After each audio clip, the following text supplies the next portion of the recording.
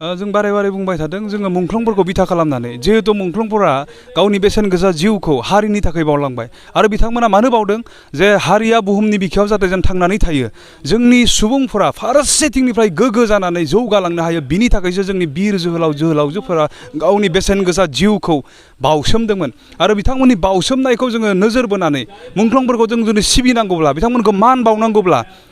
जों बिथांमोननि जि साननानै बिथांमोना जिउ बावदोंमोन बेखौ जोङो मावोब्ला जोङो नाजायोब्ला अब्ला जोङो जोंनि बिर जोहोलाव मुंख्लंफोरखौ जोङो सनमान होनाय जायो आरो बेखौ बारग' एनडिएफबिफ्रा 100% फोथायनानै दिनै जों बे खामानिखौ मावदों दा जोंहा मुंख्लं सानफोर थायो 14 सेप्तेम्बर एनडिएफबिनि मुंख्लं सान एबसुनि मुभमेन्टआव जायफ्रा मुंख्लं जादों बिथांमोननि थाखायबो मोनसे डेट थागोन खिन्थु जोंनि बै हारिनि मुंख्लंफोरखौ जोंनि मुंख्लं सानफोराव बिबार बावनानैल' धुप सावनानैल' जुदि बिथांमोनखौ सिबियोब्ला बिथांमोना मानि थाखाय जिउ बावदोंमोन बिनि सायाव जुदि संगठनफ्रा दैदेनगिरिफोरा जुदि खामानि मावाब्ला जों मुंख्लंफोरखौ सिबिनाय जाया बेखौ एनडिएफबिआ फोथायदों आरो जों नुदों बेवहायनो जोंनि जेंनाफोरखौ जोङो बोस्रांनो जोङो मुंख्लंफोरखौ बिथा खालामनानै दिनै मेङाजासे जों खामानि मावदों आरो थारैनो जोङो नुदों जोंनि मेगनजों जोंनि बे खामानि मावनायाव जोंनि रायजो राजाफोरा जोंखौ सहाय खालामदों आरो लोगोसे जाय उन्दै उन्दै गथ'फोरा ड्राग्सनि जेंना गान्जानि जेंना माने बैसो जायैयावनो जाय समाव दिनै गथ'आ गावनि केरियारखौ दानांगौ मोजाङै फरायनांगौ बेखौ दिनै नागारनानै स्टुडेन्टनि स्टाडि खालामनांगौनि दायित्वखौ दिनै बावगारनानै जौनि फारसे आवगायनाय बेबायदि गथ'फोराबो जोंखौ सनमान होनानै दिनै बेबायदि गाज्रि आखुथायफोरखौ नागारनो सेस्था खालामदों बिनि जोङो माखासे नुथायफोरखौ जों मेगनजोंनो नुनो मोन्दों आरो बेवहाय जों गोजोननाय मोन्दों आरो बेफोरबो जोंखौ आरो बांसिननिख्रुइ बांसिन थुलुंगा होनानै दिनै मेङाजासे जोंखौ खामानि मावनो थोनगासिनो दङ आरो बिदिहै जोङो बारग' एनडिएफबिफ्रा जिरायनांगौ समावबो दिनै खामानि मावगासिनो दङ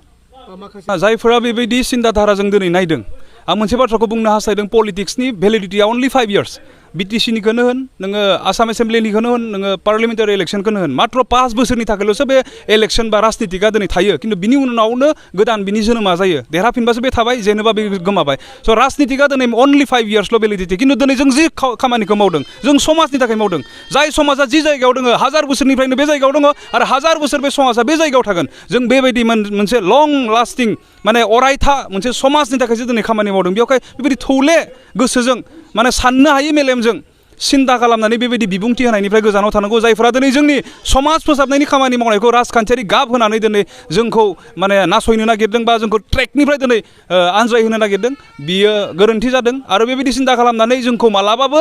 माने फावसायहोनो हानाय नङा जों जि खामानिखौ मावदों आं बारे बारे बुंनो जों मुंख्लंफोरखौ सनमान होनानै बिथांमोननि थै जिउ बावनायखौ जोङो गोसोखांफाफिननानैसो दिनै जों खामानिखौ मावदों बेवहाय सोरबा बेबायदि बुंनायाव जोङो जिरायनाबो थानाय नङा आरो बेबायदि बेक्तिया जोंखौ बेबायदि गाज्रि कमेन्ट होनानै जोंखौ फेरलेबसेबो खहा खालामनो हानाय नङा जों बेवहायनो बुंबाय थादों नैबे समाज बेबस्थाखौ जों थिग खालामनायनि गुबै टारगेटआनो बेनो आं बारे बारे बुंदों जोंहा जातीय संगठनाव जेसेबांखिनि वार्कारफोर दङ जों साफ्रोमबो रायजो राजाफोरा जोङो मोनफा मोनफा संगठननि दैदेनगिरि बायदि जानानै जों खामानि मावनांगोन अब्लाना जोंनि बेबायदि गाज्रि जेंना नोंथाङा दा जि कुइसन खालामदों मिसिं जानाय सोरदोंबा गाज्रि माने इनसाल्ट खालामजानाय नासयजानाय बेफोरनिफ्राय जों बारग'नो हागोन दिनै जोङो बारग' एनडिएफबि जोंहा दिनै लिमिटेड मोनसे अनजिमा दङ खिन्थु जाथियाव जोंहा नङाबाबो 35निफ्राय 39नि गेजेराव दिनै पपुलेसन दङ जों साफ्रोमबो जुदि गाव गावनि दायित्वखौ लायोब्ला गावखौ जुदि गोग्गोयै जुदि दाफुंनानै लायोबा अब्ला जोंखौ सोर नासयनो गोरों मानसिखौथ' मालाबाबो नासयनो हाया बोलो गोनां मानसिखौथ' दिनै रावबो बिदि बुनानै माने मिसिं खालामना दोननो हाया बा बुथारखोमानो हाया स' बेवहाय आं खावलायनो लुबैदों दिनै जोङो साफ्रोमबो हारिनि जेसेबांखिनि सुबुंफोर दङ जोङो मोनफा मोनफा संगठननि दैदेनगिरिफोर बायदि बिबान लानानै दिनै खामानि मावदों अब्ला जोंनि गेजेराव बेबायदि नुजानाय जेंनाफोरा जोबनानै फैगोन गोदो जोङो एनडिएफबिआ माने हाथियारनि संग्राम खालामनायाव जोङो गोबां जातिखौ सेफगार्ड होनो हादोंमोन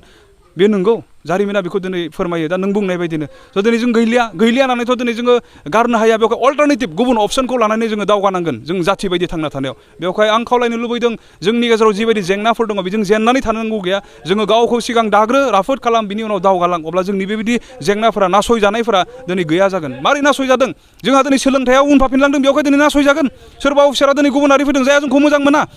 बिसोरबायदि बेक्तिफोरा जोंखौ नासयखागोन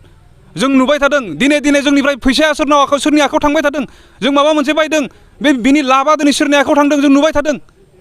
जुदि जोङो नासयजानायनिफ्राय जुदि बारग'नांगौब्ला बै लेभेलावबो दिनै सिन्ता खालामनानै जों खारनो हानांगोन हारि दानायनि बेलायाव दिनै संगठननि दैदेनगिरिफोराल' बिबान लाबा जानाय नङा बारग' एनडिएफबिआल' बिबान लाब्ला जानाय नङा साफ्रोमबो बर' रायजो राजाफोरा बिबान लानानै जेब्ला हारि सिबिनो ओंखारगोन गावनि मावनाय खामानिजों गावनि सोलिनाय जिबनजों अब्ला जों फोथायो बेबायदि नासयजानाय आरो गादब जानायनिफ्राय जों उदां जागोन होननानै जों नुनो मोनो माखासे आफादफोरा दायो आरो बायफिनलाङो दा दिनैसिम नोंथांमोना मोनबेसे कमिटिखौ दाफुंखो आरो बे बेसेबां गोबावसिम थांनानै थागोन?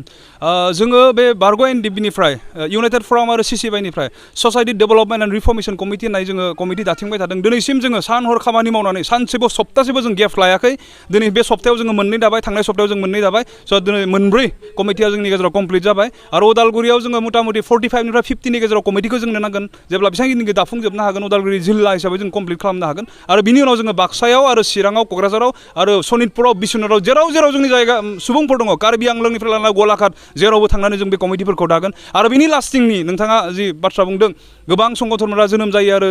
गोमालांफाफिनो, नाथाय जों दाथियै बुंनो नागिरदों जों समाजनि जेंनाफोरखौ फोजोबनो थाखाय जिहेतु बे कमिटिखौ दादों। समाजा जेसेबांसिम थागोन अर्थात हारिया जेसेबां समसिम थागोन बे समहालागै बे कमिटिया थागोन। दिनै राजखान्थिजों सोरबाया साननो हागौ राजखान्थि फैनायनि उनाव बे जोबगोन, इलेक्सन फैनायनि उनाव जोबगोन बिदि साननो हागौ, खिन्थु आं दहायबो बुंदों बेफोरबायदि खुनु माने मोनसे बारहावाया बे कमिटिखौ जोङो फोजोबनो हानाय नङा आरो जेब्लासिम हारिया थांनानै थागोन बे समहालागै बे कमिटिया थांनानै थागोन होननानै जोङो दिनै रोखायै बुङो। थारैनो बाख्नायनांगोन जोंनि उन्दै उन्दै गथ'फोरा जि मोनसे गाज्रि लामाजों खारदोंमोन बे लामाखौ दिनै जों जेब्ला बारग' एनडिबिनिफ्राय मोनसे बेनार लानानै जों जेब्ला प्रेस मिट खालामनानै बुंबाय नोंथांमोननि बे खौरां बिजोंनि गेजेरजों जेब्ला जोंनि साननाय हनायखौ फोरमायबाय जे नोंथांमोना जि लामाजों आवगायदों बियो गोरोन्थि जादों, बेबायदियै थांबाय थायोबा नों नस्थ' जानायजों लोगोसे हारियाबो नस्थ' जागोन, नोंनि न'खरा नस्थ' जागोन, नोंनि समाजा नस्थ' जागोन होननानै जों जेब्ला बुंबाय थारैनो बाख्नायनांगोन जोंनि उन्दै उन्दै गथ'फोरखौ बिथांमोना बुजि मोननानै जोंनि खावलायनायखौ सनमान होनानै बिथांमोना बे गाज्रि खामानिनिफ्राय जानगाराव दिनै थानो नागिरदों, जायनि थाखाय दिनै भैरबकुन्द'आव जिबायदि गोदोनि अबस्थामोन बा गुबुन गुबुन पिकनिक स्पटआव जिबायदि अबस्थामोन बेयाव दिनै जोङो सोलायनायखौ नुदों आरो बेयो थारैनो बाख्नायथावना। जों जोंनि उन्दै उन्दै गथ'फोरखौ जों बाख्नायनांगोन आरो जोङो रायजोखौ खावलायनो हास्थायदों जोंनि परिबेखौ जों बेबायदिनो लाखिबाय थानांगोन। साननैसोनि उनाव आरो गोदोनि बायदिनो भैरब